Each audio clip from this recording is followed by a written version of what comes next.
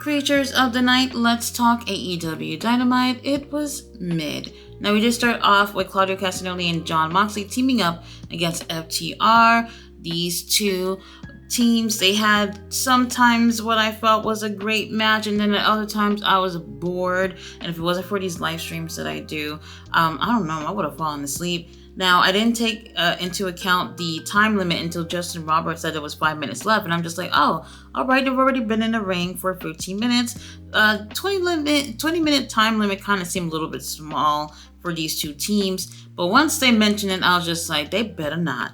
They better not end this match in a draw. And that's exactly what they do. Obviously, both these teams are not happy about it. FTR was just about to hit a Shattered Machine when the bell rung, and nothing we can do. Both these teams start scrapping, throwing hands, and here comes the useless the staff members and the wrestlers coming out, the ones that we really don't see ever. They're out there. They're breaking these four guys up barely. They can barely keep these two teams away from each other. Somehow, some way, they just keep getting their hands onto each other before they finally stop with all that. Now later, FTR, they do announce that, hey, you know what? We didn't get a chance to finish our match. We want you two at Revolution pay-per-view. So since they didn't get a chance to finish, they're going to go against each other at the pay-per-view. And honestly, I'm already over it. I'm not feeling the whole time limit thing and then bringing that match onto the pay-per-view. I'm just not feeling it. It is what it is. Claudio Castagnoli and Jon Moxley, they come back for more, but the staff are ready. They don't have to get ready because they stay ready and they make sure the two teams stay away from each other. We'll be seeing these two teams go against each other at Revolution. Up next, we have the international title on the line, Orange Cassidy versus Mike Bennett. Now, before that happens, Orange Cassidy's back there with Renee Paquette. Renee Paquette is listing a laundry list of things that Orange Cassidy has done just this week alone, from going to, having that match with Matt Taven the other day, that crazy ass match, and then going to England, watching a football game that he didn't really care about with Tony Khan. Then he wants to go wrestle at Rev Pro. All this whole thing. Was it Rev Pro? Whatever. He wants to do all these things or whatever, and they just really want you to see Orange Cassidy as this hard-working man. And sure, he is. However, I'm over it. Now, here's the doctor who's standing right there in the hallway with them, and the doctor says that Orange Cassidy is barely medically, able to compete. They're just gonna let him do his thing since there's nothing to hold him back. Orange Cassidy does his match with Mike Bennett, and the match is okay. I'm not gonna lie, I'm bored. I did prefer the match that he had with Matt Taven the other day. I think it was a little bit more entertaining, especially when you have, that hardcore element and, the element of surprise, because there's different things that they can use to make the match interesting. So for this one, it was all right. Now, Matt Taven does come out with Mike Bennett, so he is out there ringside. And unfortunately, you guys already know, Orange Cassidy retained the title for the billionth time. And then right after that, here comes Matt Taven and Roderick Strong attacking Orange Cassidy. And I am just like, thank you for doing the Lord's work. I'm over Orange Cassidy. But then music hits, and I'm just like, well, who music is this? And it's Jake Hager. Jake Hager comes out, and he looks absolutely freaking amazing. He got his shades on, and honestly, he looks like he can be Orange Cassidy, stepbrother, or somebody in the family, whatever. Something, there's a little bit of a family resemblance when you look at the two of them. And I was just kind of surprised that it was him of all people. They do announce later on that Jake Hager has a match with Roderick Strong on Rampage. And honestly, I'm just like, you guys just brought him so you guys can job him out to Roderick Strong, who actually cannot afford to lose right before the pay-per-view. I don't know where we're going with this, but it was nice to see Jake. Up next, we had Ruby Soho and Angelo Parker, a little love story playing back there. Ruby Soho have this really beautiful outfit on. She's ready to go out on her date with Angelo Parker. But then the car pull up, and Ruby like, hold on, that's our whip? And he's like, no, our car's somewhere over there. And then the car pulls up, and I'm just wondering, okay, somebody is going to come out and surprise us. And then they show some rusty, wrinkly ass ankles, and it's the Nature Boy Ric Flair. And I'm just like, what the fuck is this? Okay, now, here we have Ric Flair, he is backstage and he's making his way to some room. Now, he seems to be disappointed, saying that he thought he was going to be part of this whole little Sting retirement little tour that they're supposed to be doing until Revolution. But then, unfortunately, it seemed like he's just not involved the way he thought he would be involved. And now he's thinking that, you know what, he probably should be doing some other moves. He should have other options. Then he knocks on the door, and it's Nicholas and Matthew Jackson on the other side of the door, and Ric Flair, lying, betraying, trifling ass, walks into the room. And I'm just like, I predicted this like a month and a half ago. Nothing about this is surprising. They're doing exactly what people would predict. Why? You know what? I don't mind Ric Flair betraying Sting in a storyline. However, to do it in such an obvious way, why can this have come as more of a surprise? I have no clue. We don't know what's going to happen. He gets in the room, they shut the door, and they probably drink that nasty ass energy drink that Ric Flair got going on. I'm not sure, but it was just a little too predictable for me. Now, after this, we do have Daniel Garcia, who comes out, talks to Tony Schiavone. Tony Schiavone, I guess he announced that Adam Copeland, I guess, is injured and cannot compete for the TNT title at Revolution. So that makes Daniel Garcia the number one contender. And to be honest, I am just like, what?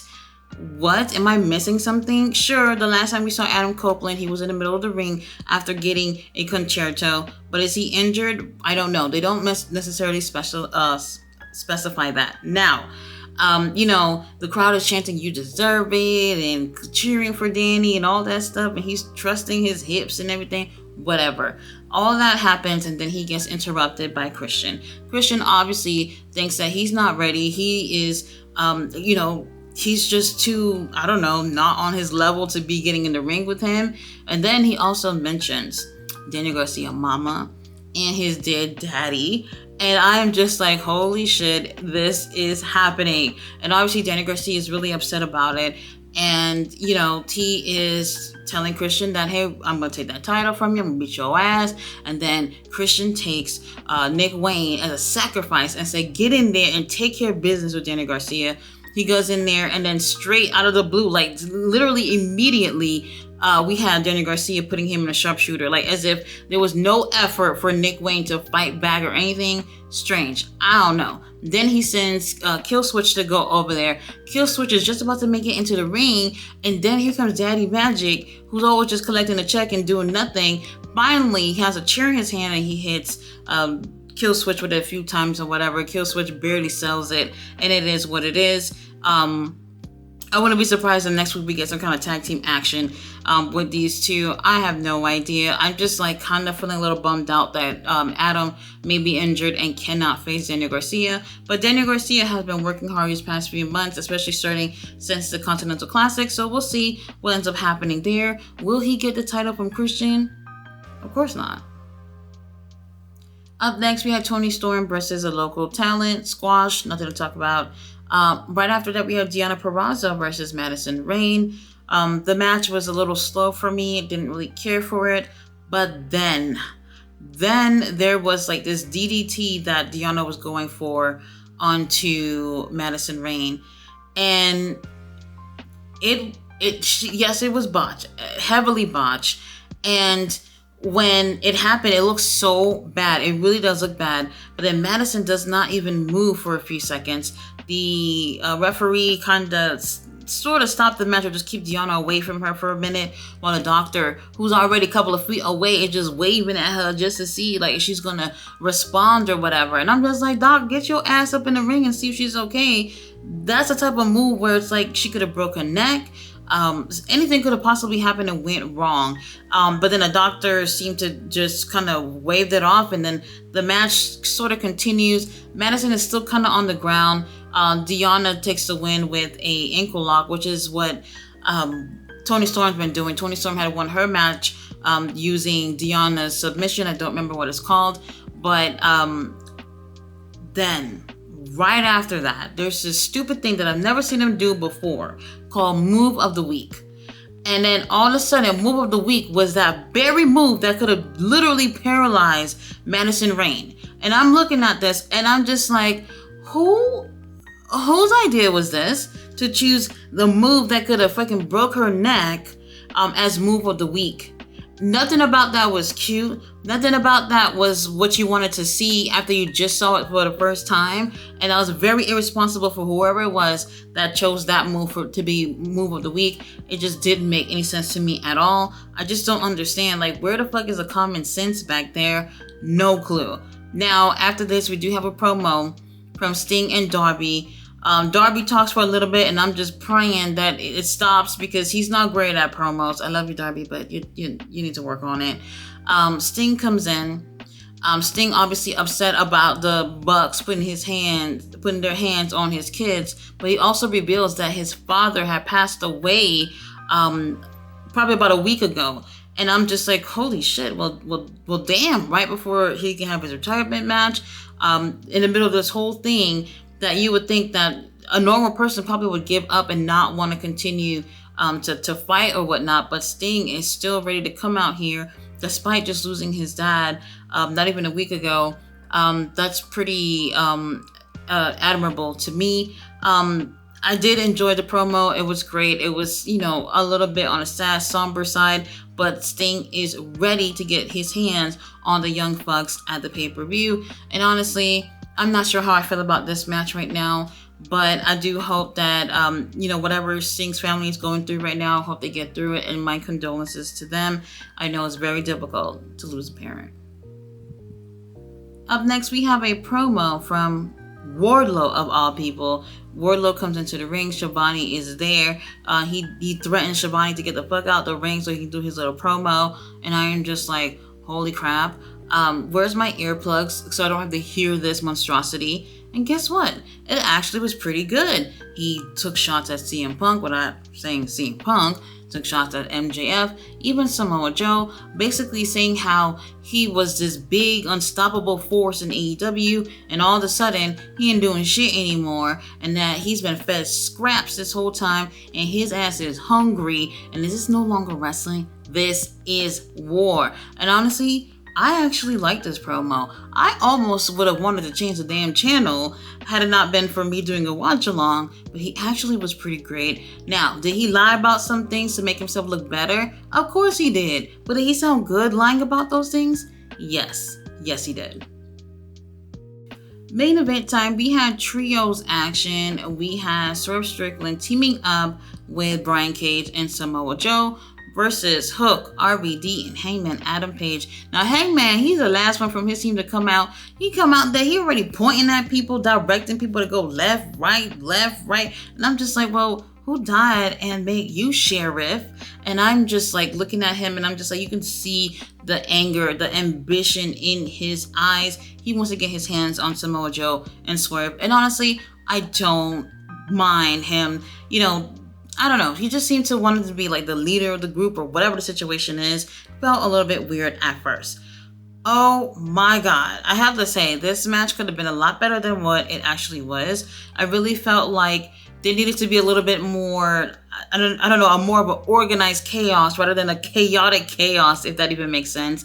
It felt like it was a little bit all over the place. But my biggest concern here with the match was young Master Hook. You ain't ready to be in the ring with the big dogs. Now look, I do like Hook. I really don't even know a damn thing about Hook, but he's trying, and we've seen some things from him. However, he's pretty much gone and had squash matches with everyone who is of almost no importance to the company, or people who are in the company that are barely making it there. So all those matches are done, and now he's in the ring with the big dogs. He does not compare to those guys at all. You see the inexperience with him when he's in the ring with these big ass names, and I think Tony Khan or whoever it is saying that he should be in the ring with these guys are doing him a disservice, because he does not look ready to be in the ring with these guys. He messed up several times, and now look, I'll be the first one to tell you, humans, we make mistakes. I'm not trying to fault him and just be like he's a botching machine, but the truth is that he's not ready to do certain things that he's been trying to do in the ring with these bigger dudes, and it does not look great for him to be in the ring when he's not ready to be in the ring with these big name guys. So in my opinion, we could have did without Hook in this match, I just could not follow it the way I was hoping that it was going to go. Either way, I see where they were going. They took two storylines, put it together to give us this trios match. And honestly, it just didn't work out, in my opinion. I didn't care for it for a main event. They did go overtime. Samoa Joe takes the win for his team by putting RVD in a coquina clutch. We did get a little bit of a teaser with Samoa Joe, Swerve, and Hangman all in the ring going at it for like a minute and a half. And I'm just like, yes, just like what I like to see. I'm cool with this. But obviously they're not going to give us that the whole match. And we do get back to business with everyone else getting in the ring. Swerve went through the announce table as well. So, I mean, it was alright or whatever. That table was barely held up by any glue or little sticks. Any little paper could fall on the table and it's broken. Main event, I didn't really care for it. The episode was mid. I did enjoy Wlo's promo. In terms of matches, I can't really say what the best one was. Everything just kind of felt like, whatever. The pay-per-view is a week away from Sunday. We need better going into that pay-per-view. So the go-home shows next week, it better be knocked off the park. Oh, yes.